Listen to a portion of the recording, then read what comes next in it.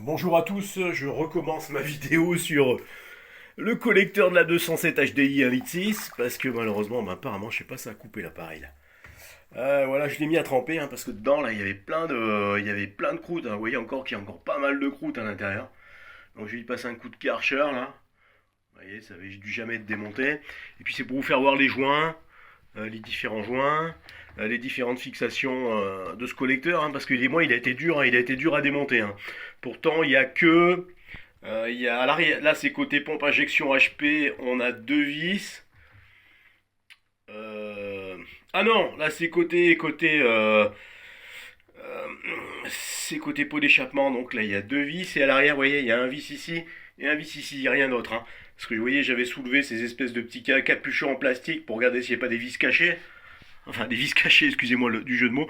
Voilà, des vis cachées parce que j'arrivais pas à y sortir.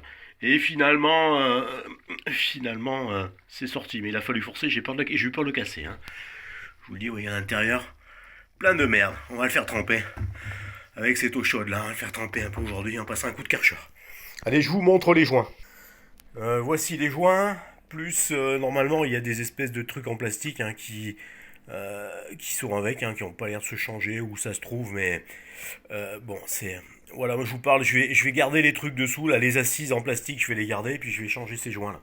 Parce qu'il y en a qui disent, ouais, il n'y a pas de problème, vous pouvez les remettre, mais le mieux c'est de les changer, parce que quand on regarde la cote, ils sont vachement déformés, vous voyez que le temps, ils sont plus ronds, ils sont rectangulaires. Donc il y a du 30 et il y a du 35, je crois. Il y a deux diamètres différents, il y a 4 de comme ça et 4 de comme ça, hein. 4 de 30 et 4 de 35, il me semble bien, hein, à vérifier. Allez, maintenant je vous continue la suite, sur la. Vous voyez, le roulement a été sorti là. Ouais, le roulement est sorti. On voit la gorge du Circlips là, qui est dessous là. Je vous présente la pince à Circlips Facom. Alors celle-là, elle vous servira pas à l'enlever, hein. Si vous essayez d'enlever le Circlips avec cette pince, vous allez l'endommager, hein. Parce que ça a beau être du Facom, ça. Vous voyez la taille de ma main à côté, c'est quand même une grosse pince, hein. Vous voyez la taille quand même de la pince. Elle doit bien faire 35-40 cm celle-là. Vous voyez, c'est Facom 177. Hein. Bah, vous tordez les picots là, si vous essayez de la sortir avec, hein. Surtout là, ça faisait longtemps que ça avait été démonté, ça avait pris un petit choc en plus.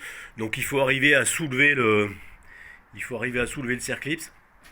Et il faut le dégager tout le tour, hein. Il faut essayer de le sortir après avec une tenaille.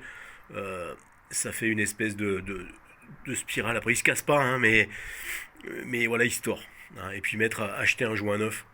Pas un joint neuf, acheter un Circlips neuf. Normalement, il est fourni avec le roulement, mais pas toujours. Et mettez surtout ici un bon roulement, hein. Mettez pas un roulement de merde à 20 euros. Mettez une bonne marque, FAG, euh, INA SNR, SKF. Parce que il y a beaucoup de boulot et si vous avez un problème au bout de 10 000 km, il faut tout recommencer. Et vous voyez que c'est un sacré boulot, hein.